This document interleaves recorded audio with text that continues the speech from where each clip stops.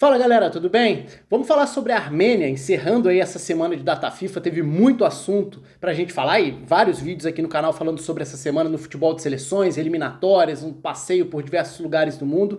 E depois dessa semana de data FIFA na Europa, de princípio de eliminatórias para a Copa do Mundo, quatro seleções têm 3 jogos e 3 vitórias. Inglaterra, Itália, Dinamarca e Armênia. A Armênia é a grande surpresa da semana, sem dúvida alguma. A Armênia lidera o grupo da Alemanha, um grupo que teve a derrota da Alemanha para a Macedônia do Norte, como uma grande surpresa também. A Alemanha perdendo seu primeiro jogo de eliminatórias desde o 5-1 histórico, 5-1 que a Alemanha tomou da Inglaterra em 2001, com o hat-trick do Owen naquela ocasião em Munique. Antes das eliminatórias começarem, a gente pensaria, a Alemanha vai se classificar com folga, ainda acho que deve se classificar com alguma tranquilidade, com Islândia e Romênia podendo brigar pela segunda posição, e aí depois tendo outras seleções, né? A Macedônia do Norte tentando incomodar, tirar pontos, mas dificilmente com regularidade para ir a uma Copa ou uma repescagem. A Armênia tentando roubar um ponto aqui, outro ali, mas seria muito difícil imaginar que a Armênia pudesse estar nessa situação com 3 jogos, 3 vitórias. Então a Armênia venceu Liechtenstein na primeira rodada por 1-0, venceu a Islândia por 2-0 na segunda rodada e bateu a Romênia por 3-2 na terceira rodada. 3 vitórias com cenários muito diferentes. Vou falar um pouco sobre cada um desses cenários aqui, entrar um pouco na escalação, no funcionamento, nos destaques dessa semana impressionante da Armênia, mas é bom lembrar que não é a primeira vez que a Armênia começa a fazer algum barulho nas eliminatórias. Em eliminatórias para Euro de 2012, a Armênia conseguiu dar trabalho. Aliás, a Armênia naquela campanha ficou perto de se classificar pelo menos para uma repescagem, era o grupo de Rússia e Irlanda, a Rússia foi primeira colocada, a Irlanda segunda colocada, mas a Armênia terminou como o melhor ataque daquele grupo, inclusive 22 gols em 10 rodadas, foram 5 vitórias, time treinado pelo Vardam Minasian, na época com o Gazarian, com o Mkhitaryan surgindo no Shakhtar Donetsk naquela época, com o brasileiro Marcos Pizzelli jogando, Movsisian, Manouchian, alguns nomes daquela Armênia que chegou a sonhar com uma vaga pelo menos na repescagem. É diferente o cenário agora? Sem dúvida. A Armênia já há alguns ciclos não vem fazendo boas campanhas e nem se aproximando da classificação. Ainda acho que é cedo pra gente colocar a Armênia de fato na disputa. Mas hoje, olhando para a classificação, não tem por que não sonhar. Se tem um momento para sonhar é agora. Em 2020, teve a chegada do Joaquim Caparrós, treinador espanhol, treinador que tem história, por exemplo, no Sevilha principalmente, né? Ele resgata o Sevilha, leva o Sevilha da segunda para a primeira divisão ali na virada do século, comanda o Sevilha durante anos importantes na virada de chave para o Sevilha nos anos seguintes conseguir se consolidar até como uma potência em Copa da UEFA, depois Europa League. Então o Joaquim Caparrós iniciou esse ciclo antes de passar para outros treinadores que tiveram sucesso por lá também, passou por outras equipes da Espanha, até fora da Espanha, recentemente até foi treinador interino do Sevilha também e assumiu a Armênia agora em 2020. E conseguiu um bom resultado, inclusive a Armênia pode passar batido para muita gente, mas a Armênia conseguiu o acesso na Nations League. Então olhando para a Liga das Nações e que tem a separação ali por divisões, né, por níveis diferentes, a Armênia conseguiu acesso da Liga C para a Liga B, ou seja, a Armênia subiu para a segunda divisão da Europa na Liga das Nações. Se a gente olhar para essa temporada, a Armênia conseguiu ficar em primeiro lugar no grupo que tinha Macedônia do Norte, que está no próprio grupo da Armênia agora nas eliminatórias, além da Geórgia e da Estônia. Então a Armênia conseguiu subir da Liga C para a Liga B, vem de um 2020 que já teve resultados expressivos, mas nada levava a crer que a Armênia pudesse iniciar as eliminatórias fazendo o que fez. E aí quando a gente olha para as partidas especificamente, eu vou colocar o campinho aqui para a gente falar sobre a escalação, sobre a formação, sobre as variações da seleção da Armênia e também sobre os cenários diferentes. Porque, por exemplo, na primeira rodada, primeiro, vamos partir do princípio de que a seleção do Joaquim Caparrós vai jogar com duas linhas, com 4 e 2 atacantes. Então é um 4-4-2, na maior parte das vezes a Armênia vai ter menos tempo de posse de bola do que os adversários, mas claro que isso vai variar. Por exemplo, diante de Liechtenstein na primeira rodada, o jogo terminou com 26-0 em finalizações para a Armênia. Foi um jogo de ataque contra a defesa diante da seleção mais fraca do grupo. Então foi um jogo em que, se a gente olha, por exemplo, para estatísticas de XG, eu falei sobre isso no vídeo da Turquia aqui essa semana, expected goals, né? É a tentativa de usar um dado qualitativo para uma estatística que é quantitativa. A gente fala em número de finalizações, 26-0. Mas e chances claras? Qual seria a lógica de gols a partir de uma base de dados que determina de onde saem mais gols, comparando com as finalizações que foram feitas, os cenários das finalizações e tudo. Expliquei um pouco melhor isso no vídeo lá da Turquia. Então nesse número, 2,71-0, ou seja, quase 3-0 aí, o que leva a crer que a seleção da Armênia produziu para mais do que 1-0. E o curioso é que foi 1-0 até de um cenário que quase ali parou num tropeço. Porque a Armênia por muito pouco não estreia com um resultado desastroso que seria empatar com o Liechtenstein, e o gol sai já ali nos 10 minutos finais do segundo tempo, e é um gol contra, inclusive numa bola parada. Ou seja, tudo levava a crer ali, olhando só para o resultado, para como o gol foi construído, o gol da vitória, para falar, a Armênia vai sofrer e vai brigar ali embaixo. Mas se a gente olhar para o funcionamento dentro do jogo, já era um princípio de uma Armênia que tinha produzido. E num jogo diferente, porque foi um jogo de muita posse de bola, né? Foi um jogo em que a Armênia teve 70% de posse de bola. Então, por mais que o gol tenha saído no final, foi um volume ofensivo considerável, e aí a gente começa a olhar para esse desenho, para esse 4-4-2, que na partida contra o Liechtenstein teve... aí a gente vai começar a falar sobre os nomes especificamente, né?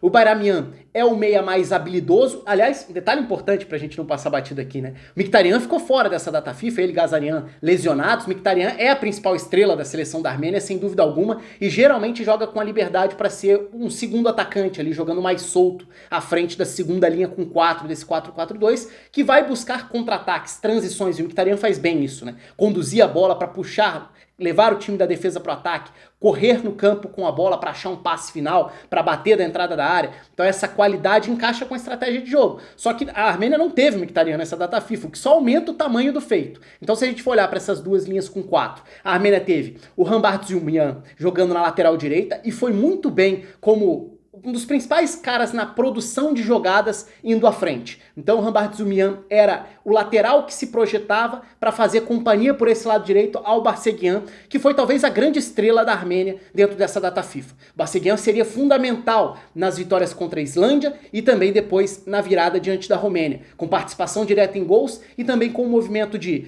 trazer da direita para dentro para buscar uma finalização, para tentar um passe final. Então Bayramian bem aberto pelo lado esquerdo, Barseghian bem aberto pelo lado direito, os dois meias. Por dentro, Adamian, aliás, quando a gente fala sobre alguns desses nomes, eu falei do Mkhitaryan ser o nome mais famoso, sem dúvida alguma, mas o Bayramian, jogador do Rostov, da Rússia, quando a gente fala do Adamian, jogador do Hoffenheim, da Alemanha, são alguns dos principais nomes quando a gente olha para clubes, né, dentro desse cenário.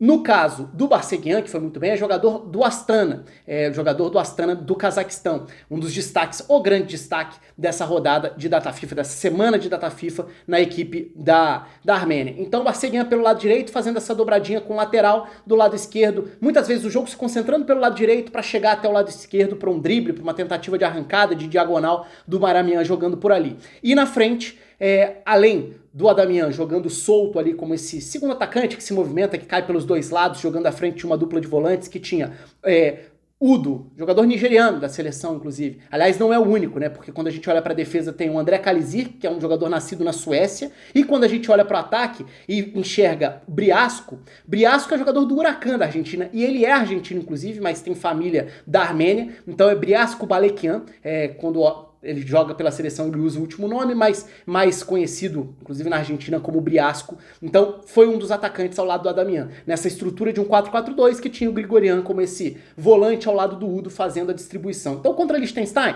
foi um cenário de posse de bola, seleção da Armênia tentando trabalhar, tentando produzir e criando chances, poderia até abrir o placar antes, não conseguiu, o gol saiu com certo sufoco, então o time flertou com um tropeço que seria desastroso ali. Como eu falei, o Adamian é uma peça importante e no segundo tempo tinha uma variação, inclusive, para tentar tornar esse time mais ofensivo, já que o gol não saía. Então logo na volta pro segundo tempo o Adamian recua, vira uma espécie de um segundo volante para jogar mais solto, sendo esse cara que tentava municiar o ataque, além dos meias abertos, além dos laterais fazendo essa ultrapassagem pelos dois lados e chegando principalmente pela direita. Agora o Karapetyan também jogando no ataque ao lado do Briasco. Karapetyan, peça importante, entrando e saindo do time, ora como titular, ora vindo do banco. Então no segundo tempo, contra a Liechtenstein, foi a formação mais ofensiva que a Armênia teve ao longo dessa semana. Quando a gente vai para outra partida, para a segunda partida diante da Islândia, já é um cenário bem diferente do 2-0. Já foi um jogo bem mais pobre, inclusive ao falar, por exemplo, de expected goals mais uma vez, nesse caso, a Islândia teve 42,8% de posse de bola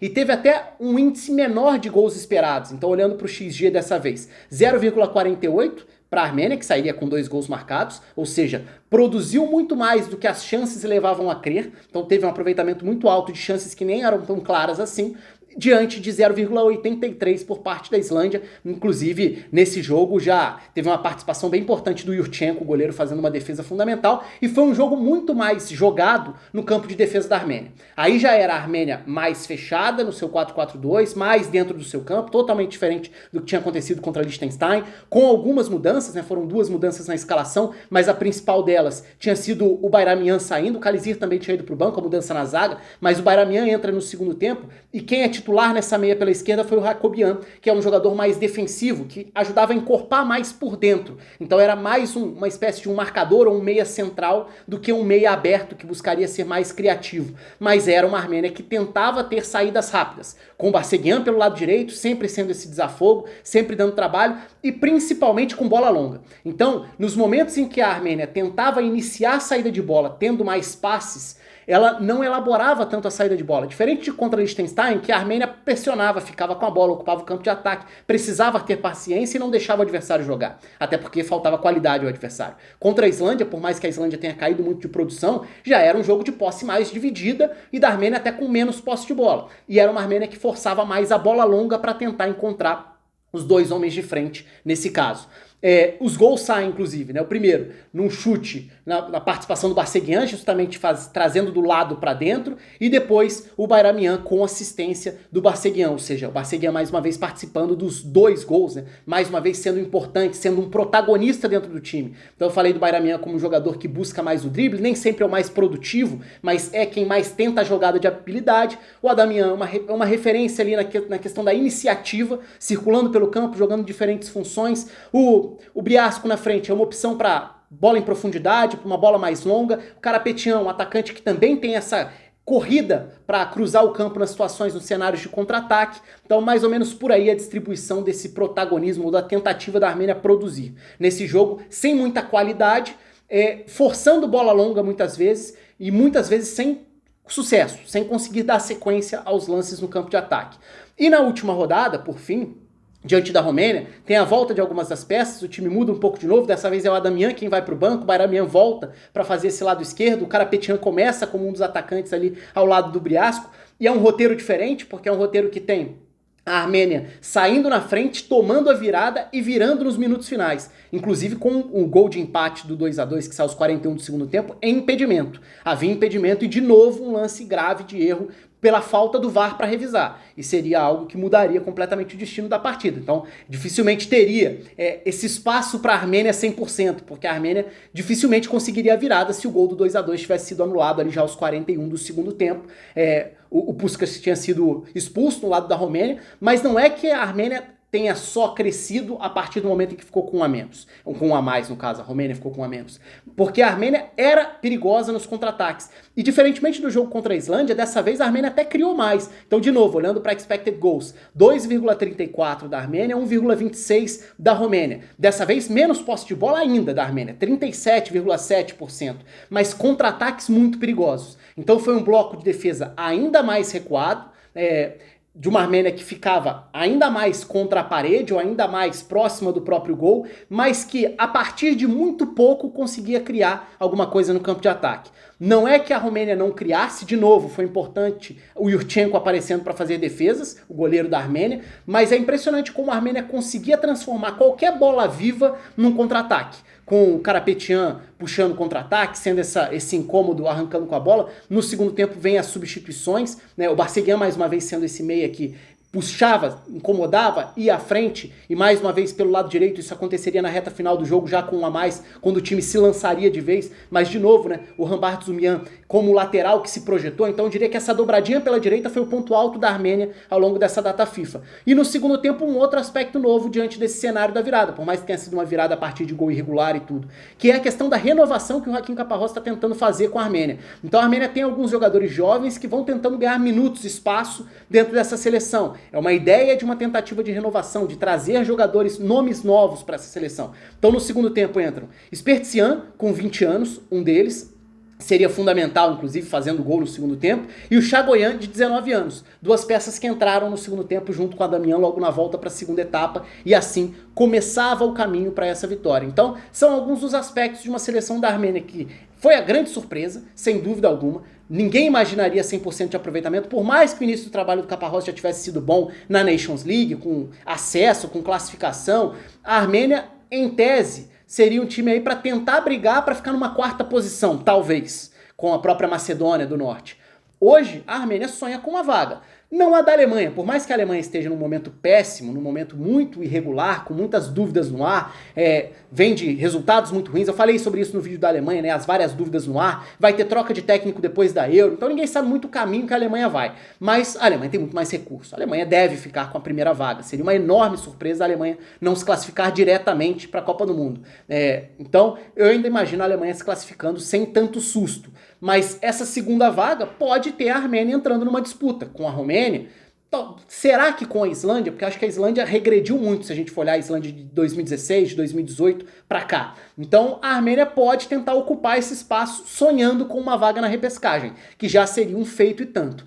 Ainda acho que não é para tanto, mas é um início, sem dúvida nenhuma, animador de um time que conseguiu fazer o seu jogo com cenários completamente diferentes entre as 3 rodadas, mas tendo um contra-ataque que foi muito capaz de incomodar. Será que vai ter solidez defensiva nos próximos duelos para se manter viva dentro dos jogos? Será que vai continuar conseguindo produzir nos seus contra-ataques? E mais do que isso, com o Mkhitaryan, será que vai ser um ataque ainda mais poderoso para contra-atacar dentro desse estilo do Caparrós? Vamos ter que esperar para ver, mas é um assunto diferente de futebol alternativo de seleções para a gente encerrar essa semana de muita data FIFA aqui no canal. Um abraço para todo mundo, se inscreva aí, deixa um comentário, até a próxima.